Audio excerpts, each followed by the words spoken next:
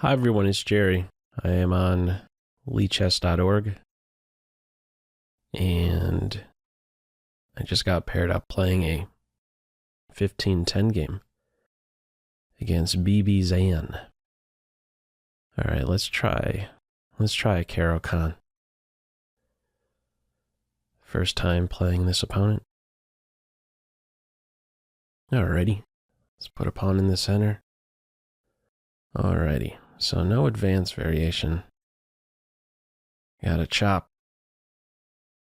Okay, now from here, I have a decision. I'm most comfortable with knight to f6. I could give that a shot. I don't know if I really want to go down a main line. I have another option. Yeah, I think I might want to experiment. Yeah, I think I'm going to experiment. I don't know how good it is. It's an early decision to make a pawn move like this, but I saw Leela play this in one of the games. I'm not sure how long ago this was. Leela Chess Zero, for those of you who may not be familiar. The neural net. Anyhow, I think one of the ideas is to not only, well, two ideas, keep the knight out, but I don't think that's the primary reason. It's maybe to enter a main line where you can kind of just back up in one move. Like if I go bishop here, there's knight back. And then after this, there's h4, here, the bishop takes 3 moves to get to h7, so I guess in a way, I'll be able to get to h7 in just 2 moves.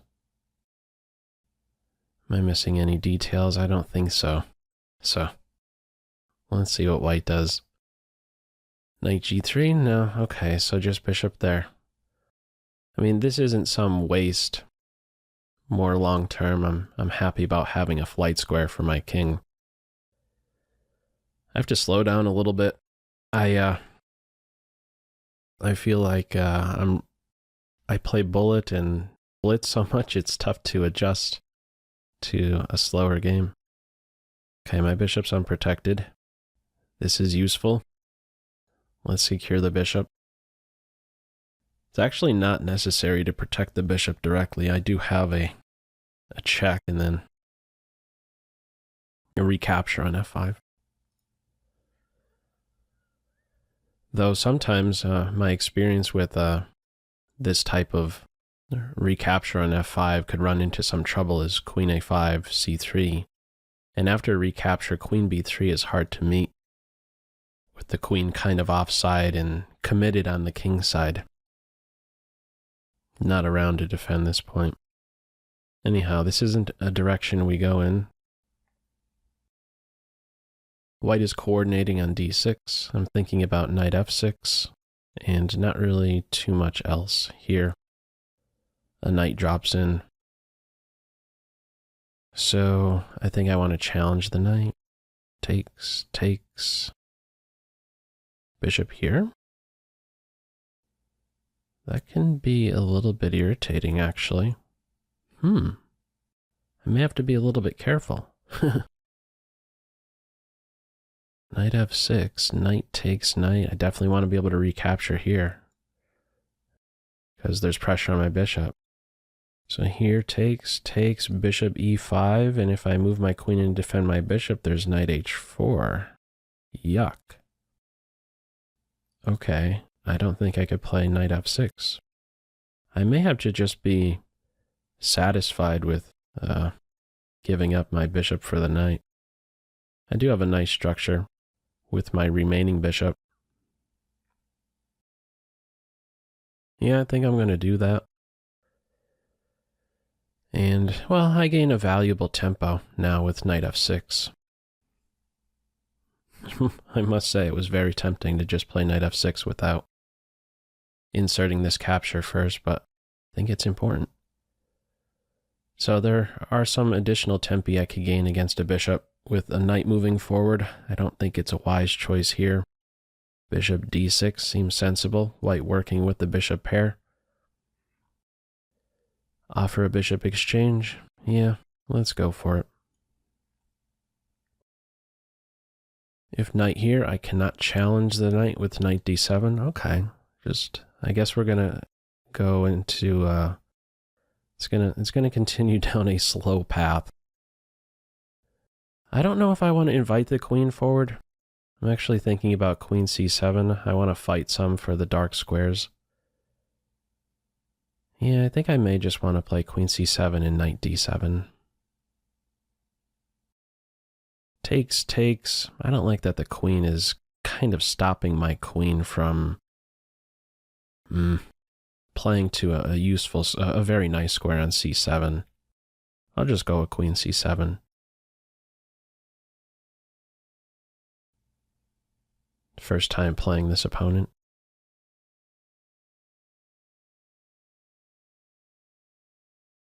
I like playing the rapid. Okay. So here we are. The main imbalance here is related to knight versus bishop. Solid structure for me, solid structure for white. White has a tiny bit of space. It's a d4 versus e6 structure, call it. Okay. Alrighty. Well, if there's one move I have to be on the lookout for, it's knight e5. That can certainly be a very disruptive piece. I don't think I'm in a position to challenge this pawn in the center with c5, certainly not e5. Where else is this guy gonna go? Let's get him in the game. I'm expecting a centralization supporting knight e5. Where do I want to go with my king? I think queenside. Especially now that I have this pawn up one step. Could very easily see a g4, g5, even giving up a pawn. Knight takes g4, rook g1. And then white is quick to rip the heart out of my kingside structure. Now, if the knight arrives on e5, I can't take it. Queenside castle here. I'd end up in a fork. How am I dealing with this knight e5 move?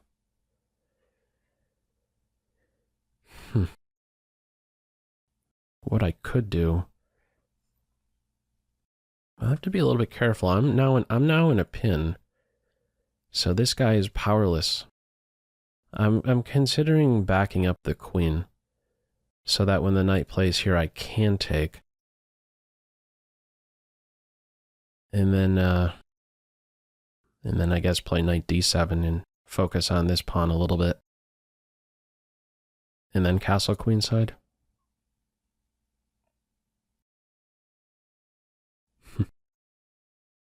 I think this is eventually going to change somewhat the structure.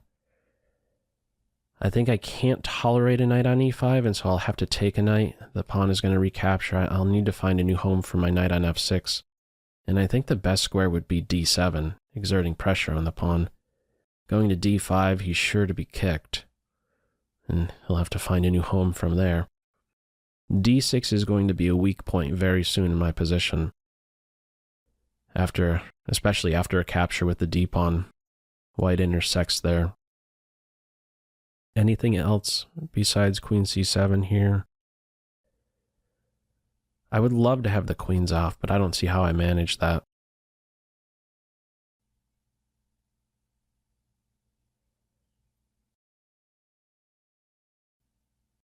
All right. Queen c7 it is. All right. This is a game of inches, to be sure. No haymakers in this one. White remains better. Development-wise, minor piece-wise, pawn presence in the center-wise. So my idea was to take the knight. Have something else.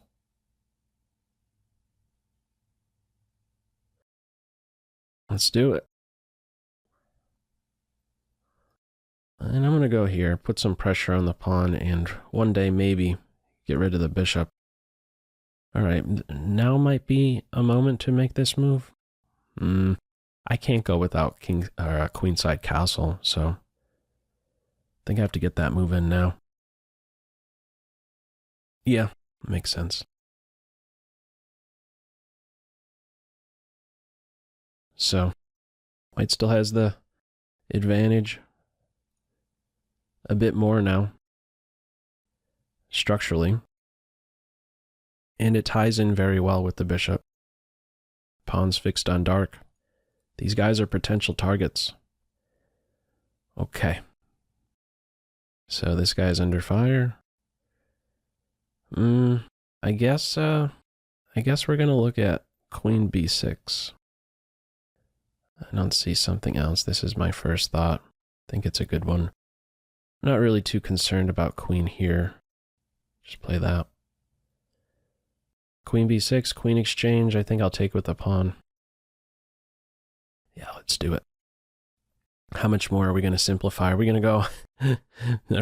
are we going? Yeah, maybe we're going right down to like king and king versus king game. Shake some hands. Shake our hands. All right, so I think my knight is just misplaced taking here. I want to keep this option open. Yeah, I'll take with the pawn. I like the idea of being able to expand here. I'm actually a little bit happy now that the queens are off. This space that white has isn't so, how to describe it? It's not really, I'm not sure how to explain myself here. I think it might be more valuable having this space invader pawn with the queens on the board. Somehow white working with the d6 square.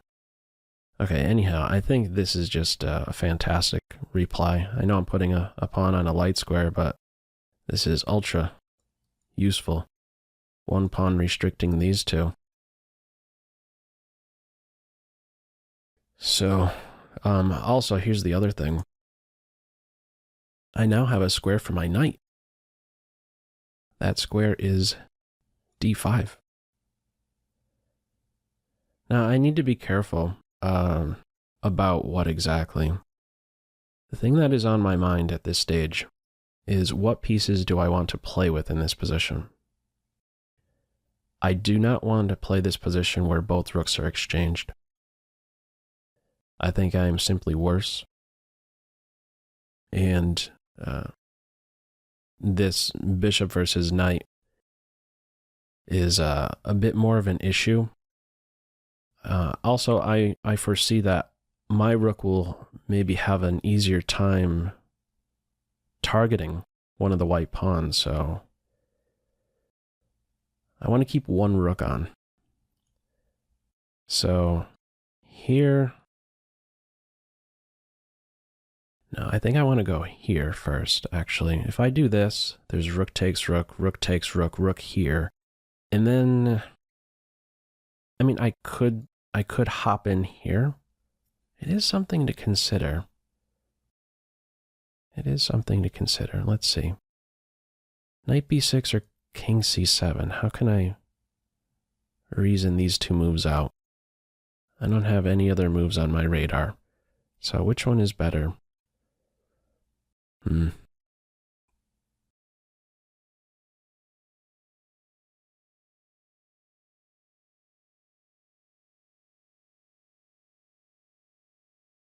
Well, I think I'm going to step up. That's a guaranteed useful move. King needs to be on c6. He's happy being on a dark square. I wish my opponent would think some more. Oh, alrighty. So now I'm ready for knight b6. I'm not really afraid of a pawn recapturing here and becoming passed. I think it'd be a goner. I'd be able to hunt that pawn down, hide behind him, and track him down. My knight on b6 is going to be an excellent piece. Has wonderful jumping points. a4, of the three. I'm not sure about knight a4, but certainly c4 and d5, nice forward moves, and in the Sweet 16. So finally, white is at least thinking. All right, so let's do this. I want one rook on. So now after a chopperoni and a recapture, I could play to a8. I think I might be close to better here.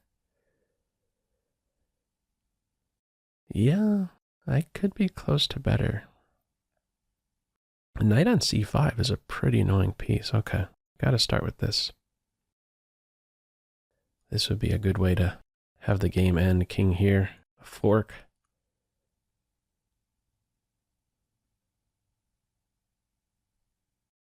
Okay, well, here's another. I mean, I do have some interesting ideas. One is to go here, force the king to b1. That's a demotion. And then maybe I could consider opening something up over here, though. If I try to open stuff up over here, this will be a sensitive point, accessible, potentially, to a rook, depending on, if white captures. And I would really like to have my king here. So if this rook ever moves off of this file, I think I kind of want to scoot on over to e7. How about this direct stuff? Rook a8, king b1, rook here. This is an only move. What about rook a8, king b1, rook here? Then there's the offer of a rook exchange. That's it. This is a useful move for the rook. Then it could start poking around at my pawns.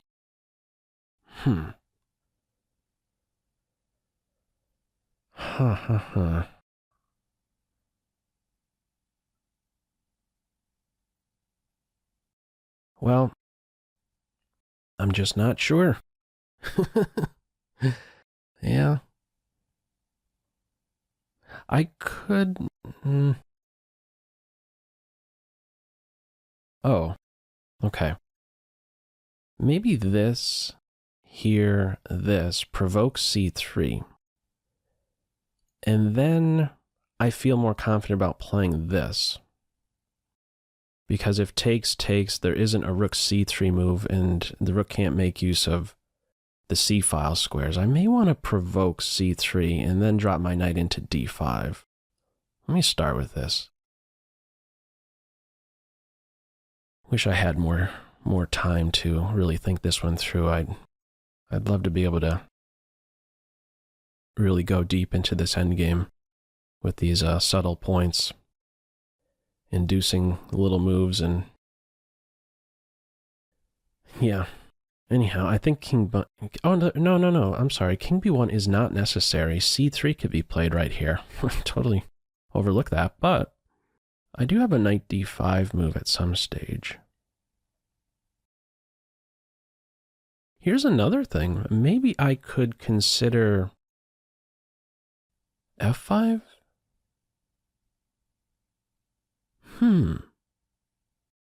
Okay, I think I might want to try f5. f5, if takes en passant, I'll recapture, and then I don't have to worry about this. I can maybe start putting pressure over here. I want to keep my knight kind of flexible, and if this and the bishop moves, then I could jump in here. Or here, attacking the rook and stopping rook d6. I'd have to worry about this base point once I play f5. Here, bishop back, I have the g5 move, or I'm sorry, here, bishop back, I have this, and then g5. The rook is tied down for the moment. Oh, maybe it makes sense to do this right now then. The rook is going to have to go to one of these three. Knight here right now? Maybe. I want to keep the knight's options open still. I'm going to try this. Yeah, let's try f5. there really is a lot to consider with these structural changes. So there's a couple different structural changes to really assess with the move f5. Is white going to take? And, you know, it's a completely different structure or not, and it just remains locked. Is this going to be a liability or an asset? Or, I'm sorry, it's a target. Is it accessible? Is something I'd be questioning. So, let's see. Decision time. Pawn takes pawn, and then those who are not educated enough with the game proclaim, what is that about? Is white cheating? If this guy goes here and this pawn disappears, white is not cheating. En passant. All right, let's see. What is he going to come up with? Well, I have an easy reply after a capture, so let's consider what I would do if the bishop moves to, let's say, f3. I think I know. I think I want to just play here straight away. If the bishop leaves control of this square, a knight d5 move is going to be wonderful. Yeah, okay. So I think now I want to play g5.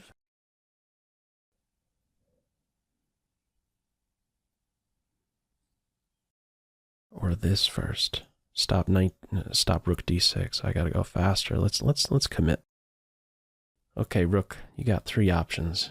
You have a responsibility. Next up, g5, I think. How much further do I want to go? Here, maybe this, and then I go up like that. Get my pawn all the way down to h3. Have this structure. Okay. Well, let's do it. Do I have any fancy tactic? No, I don't see it. Ooh, I also have an opportunity to quickly transfer the rook. I don't think this kind of stuff is very slow, so I think it's a rook type of game. What do I mean by that? I think it's who's going to have the better rook. I'm not sure who has the better minor piece in this case. My knight's standing pretty nice. Quite an invasive piece. Ooh. Now things are definitely sharpening up. Did not consider that move. Is that even good though? I mean, I could take. Pawn takes pawn, pawn takes pawn. Isn't this starting to become an issue? Are they only seeing that I take here and then they're on that? But I could take on f4. What's wrong with that? I don't know. Just going to take the pawn. And oh, and here's the other thing. I don't have to take here straight away. I could take on e5, hitting the bishop. I have a check in mind. But here, here. Maybe I wouldn't mind that. After this, I feel like I could hang on to both pawns. All right, which one is it? Now that I'm at 322, I got the 10-second increment. I am up a pawn. Going to be up a pawn. Maybe more.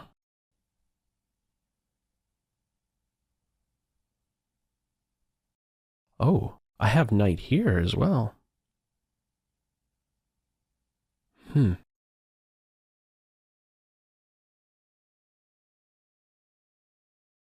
Tell you what, I'm going to go here.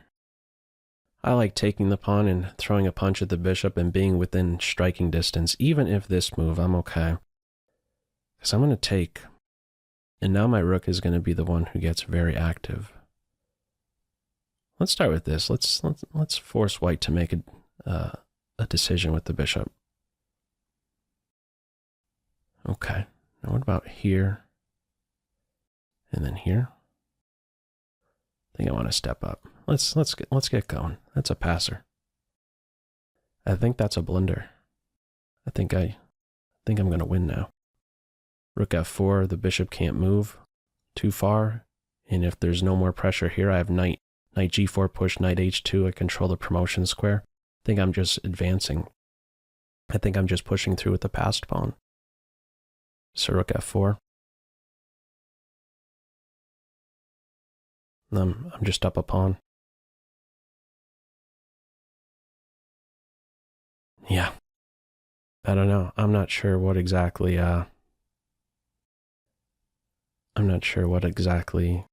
happened there. White's decision with G4. That was a little bit, I don't think that was a mouse slip. Was G3 really intended? I didn't see any like take back requests. Maybe it was a mouse slip, you know, because this is what I was expecting, G3. But I would think they would have thrown a take back at me. And for a rapid game, I think I may have allowed that take back. Because this just seems way too, I don't know. I can't make sense of it. A sudden end to this one, a 32 mover. What more can I note with this one? I don't know if I'll be revisiting this. It's interesting. You know? Bishop F5, Bishop H7. Here's the... Well, I'll just jump into the analysis board right now. If I go with the main line, this is the usual path for the bishop. Boom, boom. Well, let's get some moves on first. Bishop F5, Bishop G6.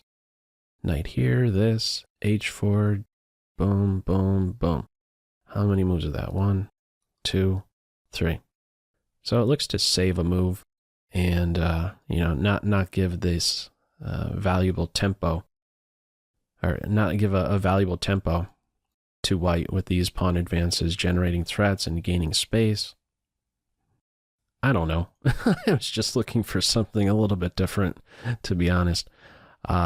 This is what I've played more than anything else. Even over the board games, this knight f6 move with the recapture of the g pawn makes for an interesting structure. And I don't know. I just wanted to travel down a little bit of a different path, though it did turn out to be quite normal in this game. Let me get the arrows off. Oh, and let me click on the computer analysis. I did this once before. Try one more time. Yeah, I think in a little bit, it might be crunching the numbers right now, even though this is still there. So I'll check back in a minute. I got to express a lot. I think I'll kind of pay a bit more attention to the endgame. It's not some losing move or anything. H6. Okay, anyhow, Bishop F5, E6. Just kind of skipping through here with an eye on these lines. Yeah, okay. I did make a good decision here. I think I'm losing if I play knight f6. Seems very natural, but yeah, I'm kind of just lost. I think plus 1.4. Chop, chop, bishop e5. It's not fun giving your queen a responsibility like this to defend the bishop. Just, I'd be dead. Okay, so I gotta take the knight. I did. And only then knight f6. Bishop d6. Okay, it just wants to exchange bishops. What was my big concern with this? I wanted to be here. So if this... Rook c8. Again, with this pawn here, I do not want to go into opposite side's castle position. I'm really asking for trouble, even if it's reading as 0. No, this is one of those positions where you have to be. You can't trust the evaluation here. I just don't think it's a wise choice to enter that kind of ball game. No way. I wanted to gain some control over the dark squares. I wanted my queen to have a nice square. I was planning on queenside castle. And yeah, why does the better side here? Oh, it wants to go with c5. Oh, that looks so scary. b5 when I'm still a couple moves behind. They're castled, I'm not. And I'm opening up this file for the major pieces. No way. No, there's just too much to be considering there. Okay, knight b to d7 in the end. Eventually comes around to that. Rook d8. Now, I had in my mind a queenside castle, so chop, chop. Just a tiny plus for team white. Queen f2, queen b6. Is it done with the analysis? What's going on with the analysis? Are we going to be able to get it? Uh-oh. Are we going to be able to see any pieces? Oh, what's going on? Let's try refresh. Ah, there we go. Everything is wonderful. Okay, let's take a quick peek. Inaccuracies, mistakes, blunders for each side. All right. Well, we're close to an endgame now, and I guess... Oh, yeah, you see that b4 move, right? As soon as the b4 move was in. Yeah, this isn't a good idea. This pawn loves playing to b5. Clamps down on 2 holes. I start to be better now after b4, so a4 is a much better move to stop me from expanding. Okay, yeah, I mean, this is an instructive moment regarding pawn play. Clamp down. This is what I want to do. This is like a pawn slinky. The head has to move forward before the tail can move. And yeah, I want to play b5. Well, I can stop it. Okay, b4, a5. I'm a tiny bit better here. I was torn between these two moves. Okay. In the end, king c7. I'm not really sure if during the game I expressed myself as well as I can with this idea of what pieces I wanted to keep on the board. If it's a minor piece specific position, I just think that white stands better. Yeah, I just think white stands better. I want to be able to target something. I want to maybe try and undermine this pawn, but there's no undermining this pawn with just the minor pieces on. I don't see really how that's possible. Another thing is if I don't have a rook, if we're playing with no rooks on the board, this king will find it much easier to take up a nice central post. Maybe that's one of the things that is kind of in the back of my mind, but I'm only now expressing it. This space would enable the white king to ultimately establish a superior king position. And I would like to keep a rook around so that I can maybe challenge the king should it try and take up a central post. Okay. So anyhow, from here, knight b6. One rook is off. I would be very surprised if this was the suggestion. It's not. I think I would lose the advantage if I do this. Yeah. So this is so much easier. Like, for example, a king on d4. How do I win that? I'm not winning that. So I need to keep a rook on. Rook a8. h5. I don't know that I want to play h5. Put another pawn on a light square. That's what keeps me from... That's what makes me cringe when I see the suggestion h5. King b1. c3 is even better, the move played in the game. f5, is f5 a move here? No, it's suggesting rook a3. h5 once more.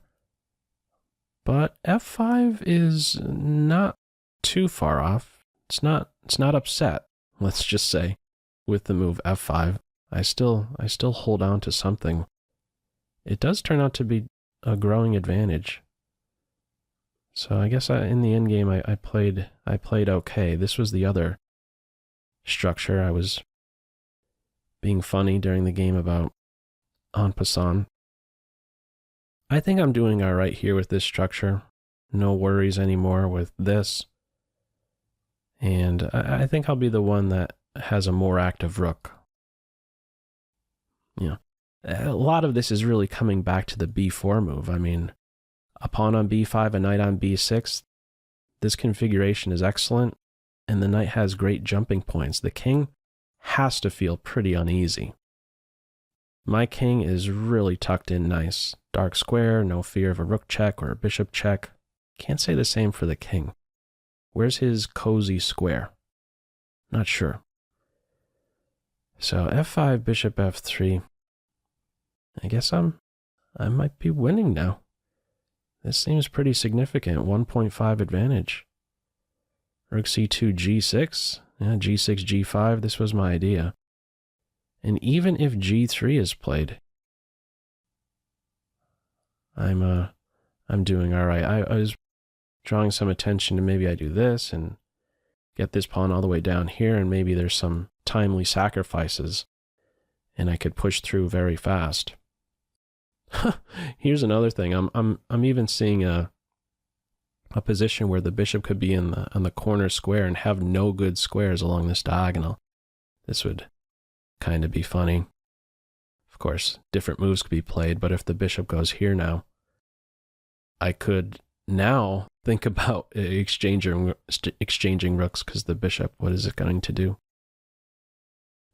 Anyhow, some fantasy variation. What is the suggestion though from here? King b6? I don't think I would have played king b6. I think something like this, and then maybe a timely capture and an invasion is something I would lean towards. Rook a6? What is the point with rook a6? Let's just make, I don't know, passing move, and now g4? h5, yeah, something related to this, just kind of inching up with these pawns little by little, and I could afford to do this. This is a slow position where there's no constructive plan for white. All pawns are frozen, and how do you work around this guy? And c4, he's an MVP. Well, that's interesting. All right, g4 is just a game losing move. I have my pick here. I was trying to work out something, and even considered that, which I guess is still winning, but this is good enough. I'm up a pawn, and there's no stopping him. Rook f4. So this is where white resigned if it continued? Well, I don't know. I guess bishop here. Knight g4. Knight takes h2. Knight can return. Push, and now I have, whoops, two different squares. I control the queening square, and I will push next. Get a queen. Okay. Anyhow, a bit of a sudden end to this one. 32 mover. Yeah, this was the final moment. Final move, rook f4. As usual, feel free to leave any feedback to this video in the comment section below. Hope you enjoyed it and maybe took a thing or two away. That's all for now. Take care.